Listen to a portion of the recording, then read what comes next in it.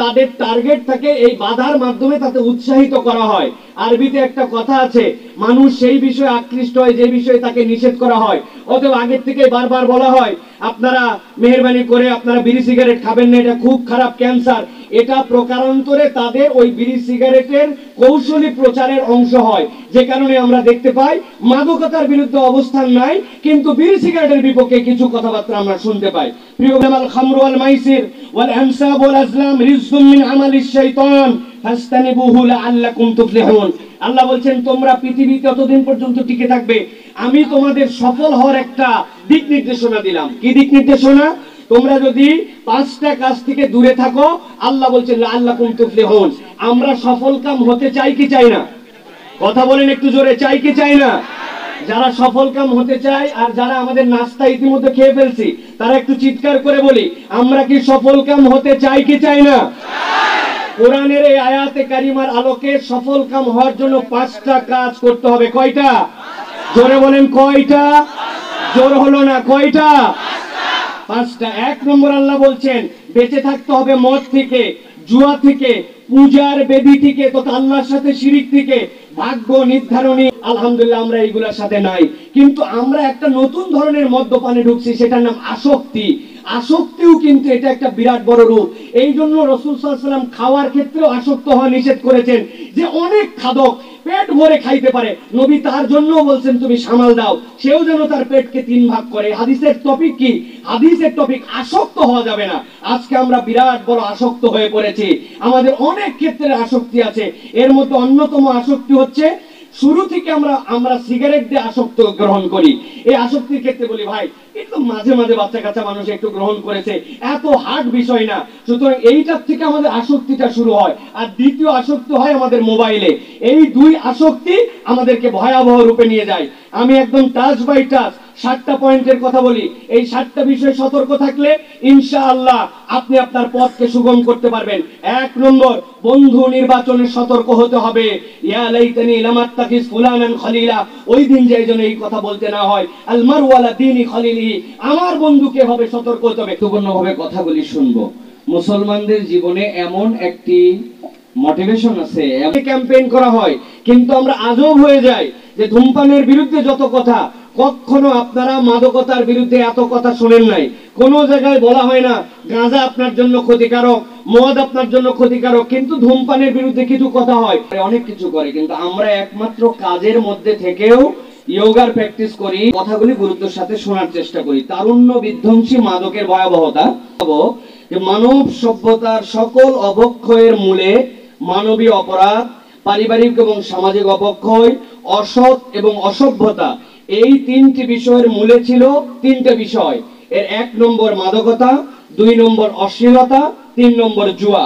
এই জন্য সকল বিবেকবান মানুষ সর্বকালে মাদক এবং মাদকতার বিপক্ষে ছিলেন, কিন্তু সকলে এটাকে নিয়ন্ত্রণ করতে পারে নাই। আপনারা জানেন বর্তমান মানব সভ্যতার ইতিহাসে যারা নিজের চাপের মুখে পড়ে 1933 সালে আবার মাদকতার লাইসেন্স তারা দিয়েছে। 2008 সালে WHO এর পরিসংখ্যান অনুযায়ী 76 মিলিয়ন তথা 8 কোটি মানুষ বর্তমান পৃথিবীতে প্রত্যক্ষভাবে মদ পানের কারণে রোগে ভুগছে। মার্কিন জনগণের 15% মানুষ আজকে মাদকতায় আসক্ত এবং এ সংক্রান্ত রোগ দ্বারা সরাসরি তারা জড়িত। WHO আমাদেরকে যে পরিসংখ্যান দিয়েছে, সেখানে তারা বলছে পুরো পৃথিবীতে যত ধরনের রোগ বালাই হয়, এর 3.5% রোগ বালাই সরাসরি মাদকতার কারণ থেকে উৎপাদিত। আমি যে তথ্যগুলি আপনাদেরকে দিচ্ছি, মাইক্রোসফট এনকার্টায় যদি আপনারা যান, এখান থেকে আপনারা পাবেন এইগুলা। আমার তরুণ, আমার যুবক যারা এখন আমাকে দেখছেন অথবা পৃথিবীর বিভিন্ন প্রান্ত থেকে যারা দেখবেন, তাদের কাছে এবার বলতে চাই, আল্লাহ রাব্বুল আমিন ইসলামের আলোকে আমাদেরকে কি দিক নির্দেশনা দিচ্ছেন একটু খেয়াল করেন। 3টা আয়াতে কারিমা, সূরা বাকারা 219, এটা আপনাদের জন্য নোট থাকলে নোট করে নেন, পড়া দিলাম। আল্লাহ বলেন ইয়াসআলুনাকা আনিল খামরি ওয়াল মাইসির কুল ফীহিমা ইসমুন কাবীর ওয়া মানাফিউ লিন-নাস ওয়া ইসমুহুমা আকবারু মিন নাফইহিমা। আল্লাহ রাব্বুল আমিন এইটা আপনার আমার জন্য জানিয়েছেন যে জায়গায় মদ এবং মাদকতার ভয়াবহতা কতটুকু। আল্লাহ বলছেন সাময়িক উপকার পাইলেও এটার ভয়াবহতা বলছেন লাআল্লাকুম তুফলিহুন, আশা করা যায় সফল হবে। সুতরাং সফলতার রোডম্যাপের প্রথম ব্যারিয়ার হচ্ছে মদ এবং মাদকতা। কোন ব্যক্তির সাথে এটা জড়িত থাকলে বাহ্যিকভাবে সে যত বড়ই হোক, প্রকৃত সফল সে কখনো হতে পারবে না। এরপরে বলবো মূল ক্ষতিটা কি। আল্লাহ রাব্বুল আমিন বলছেন ইন্নামা ইউরিদুশ শাইতানু আইয়ুকিয়া বাইনাকুমুল আদাওয়াতা ওয়াল বাগদা। আমরা মনে করি মদ এবং মাদকতার অনেক ক্ষতি, শারীরিক ক্ষতি, অমুক ক্ষতি, কিন্তু আল্লাহ বলছেন শয়তান মূলত দুইটা জিনিস তোমাদের মধ্যে ঢুকাবে। একটা ঢুকাবে তোমাদের মধ্যে শত্রুতা বিদ্বেষ, আরেকটা ঢুকাবে তোমাদের মধ্যে পরস্পরের মধ্যে অন্তরের মধ্যে দূরত্ব তৈরি করে দিবে। সুতরাং আমরা উম্মাহ হিসাবে এক থাকার কথা। আল্লাহ এই উম্মাহকে এক বলেছেন। আজকে উম্মার যে সেপারেশন, আজকে উম্মার যে শততা বিভক্তি, এইটার অন্যতম নেপথ্যের একটা কারণ মদ এবং মাদকতা এখন মুসলমানদের কাছে ইজি গোয়িং হয়ে গেছে, ঠিক কি না? এখান থেকে আমাদের বাঁচতে হবে। রাসূল সাল্লাল্লাহু আলাইহি ওয়াসাল্লামের তিনটা কথা বলবো। নবীজি ভয়ঙ্কর তিনটা উচ্চারণ করেছেন, আর 1 মিনিট 17 সেকেন্ডের মতো আমার বাকি আছে, খেয়াল করেন। আল্লাহ বলছেন ওয়ালা ইয়াশরাবুল খামরা হিনা ইয়াশরাবুহা, বলছেন কেউ যদি তোমরা মাদকতা এবং মদ গ্রহণ করো, যখন সে গ্রহণ করে তখন সে মুমিনই থাকে না। নাউযুবিল্লাহি মিন যালিক। আপনি মনে করছেন আমি সাধারণ একটা নেশা নিচ্ছি, কিন্তু এটা করার সময় আপনার ঈমান থাকে না, ওই ব্যক্তি ঈমানের থেকে বের হয়ে যায়। এটা তাহলে কত বড় ভয়াবহ আমাদের জন্য।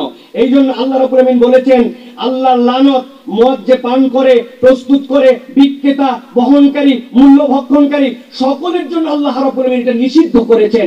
অতএব এখান থেকে আমাদের বাঁচতে হবে। প্রিয় ভাইরা, 3 ব্যক্তির জন্য জাহান্নাম হারাম। ওই ব্যক্তি আমরা কি এর মধ্যে থাকতে চাই? জোরে বলেন না কেন চাই?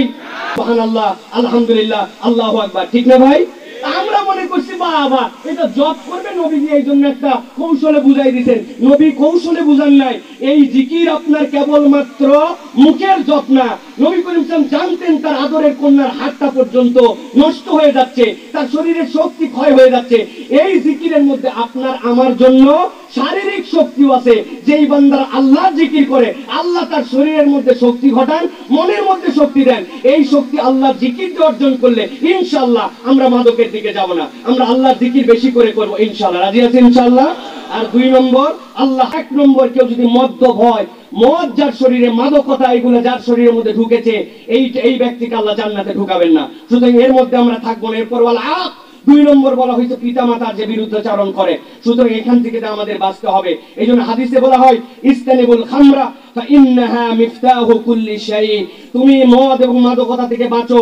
এখান থেকে যদি তুমি না বাঁচতে পারো, সব পাপের মূল এখান থেকে শুরু হয়। সুতরাং আপনার জীবনের সফলতা, আপনার জীবনের সামনের অগ্রগামিতা সব চলে যাব। কয়টা দিন ওদেরকে বিরক্ত করতে চাই না, জ্বালাতে চাই না, এই জন্য ওদের সাথে আছি। কিন্তু হুজুর আমি খাই না। আপনি 10 দিন পরে এই খাদকে রূপান্তর হবেন, এটাই বাস্তবতা। সুতরাং এইরকম কোন বন্ধুই আপনার থাকবে না, ঠিক না? 2 নম্বরে, বিরূপ পরিবেশে আড্ডা দেওয়া যাবে না। বিরূপ পরিবেশ আপনার যেটা ইসলামের পরিবেশ না, ওই পরিবেশের সাথে আপনি মিশতে পারবেন না। 3 নম্বর, পরিবারের পিতা মাতা, চাচা, বড় ভাই, তাদের থেকে আপনার পরামর্শ এবং তাদেরকে ইত্তেবা করতে হবে। কিন্তু ইনারা যদি মদ্যপ বা মাদকাসক্ত হন, তাহলে আপনার জন্য বড় বিপজ্জনক। তখন আপনার স্থানীয় ইমাম হবেন আপনার অভিভাবক, তার পরামর্শ নিয়ে আপনাকে চলতে হবে। 4 নম্বর, সামাজিক এবং মানব কল্যাণের কাজে সম্পৃক্ত থাকতে হবে। ফাঁকা ব্রেন শয়তানের বাসা। আপনি খালি পড়ালেখা আর বাকি ঘোরাফেরা, মধ্যে আপনার কোনো কাজ নাই। এই জন্য সামাজিক কাজের সাথে আপনাকে জড়িত হতে হবে। 5 নম্বর, পিতা মাতার অবাধ্য হওয়া যাবে না। 6 নম্বর, ধর্মীয় অনুশাসনে আপনাকে সম্পৃক্ত থাকতে হবে। 7 নম্বর, পাশ্চাত্য নাটক, মুভি, গেম, কালচার, এইগুলা থেকে আপনাকে নিজেকে জিরো টলারেন্স, শূন্য অবস্থানে যেতে হবে। এই মিউজিক্যাল নাশিদ আছে, আপনাকে শপথ করতে হবে হাত তুলে, আজকের থেকে শপথ নিলাম এইগুলো আমাকে খারাপের দিকে নিয়ে যায়। কোন মুভি, কোন গান, কোন যদি শব্দযুক্ত নাশিদও থাকে, আমাদের ফোনে মোবাইলে থাকবে না, এই চোখ দেখবে না। রাজি? হাত তুলে দেখাতে হবে। রাজি? আজকে ডিলিট করতে হবে। রাজি? ইনশাআল্লাহ আমরা এর সাথে থাকবো না। সর্বশেষ একটা কথা বলবো, আমাদের একটা ফুটানি আছে। আমি নিজেকেই নিজে স্মার্টনেসের মানদণ্ড হিসেবে দাঁড় করাইছি। আমি যা বুঝি এর দূর আর কেউ বোঝে না। এই ভাব আছে না আমাদের, এই ভাবের থেকে বের হতে হবে। আমি স্মার্টনেসের মানদণ্ড নয়। আব্দুল্লাহ জাহাঙ্গীর রাহিমাহুল্লাহ বলতেন যে কোরআন সুন্নাহ ফলো করে সেই হচ্ছে প্রকৃত স্মার্ট। আমি 2টা পরামর্শ দিয়ে শেষ করি। প্রিয় ভাইরা, অন্তরে তো শক্তি দরকার, বিনোদন দরকার। আপনি আপনার অন্তরের শক্তি একটা দিক দিয়ে অর্জন করতে পারবেন। ফাতেমা রাদিয়াল্লাহু তাআলা এসে বললেন, ইয়া রাসূলুল্লাহ, আমি জাতা ডলতে ডলতে হাত ব্যথা হয়ে গেছে, আমাকে একটু একটা খাদেম দেন। নবী করিম সাল্লাল্লাহু আলাইহি ওয়াসাল্লাম তাকে কি বলছিলেন? নবী করিম সাল্লাল্লাহু আলাইহি ওয়াসাল্লাম তাকে বলেছিলেন,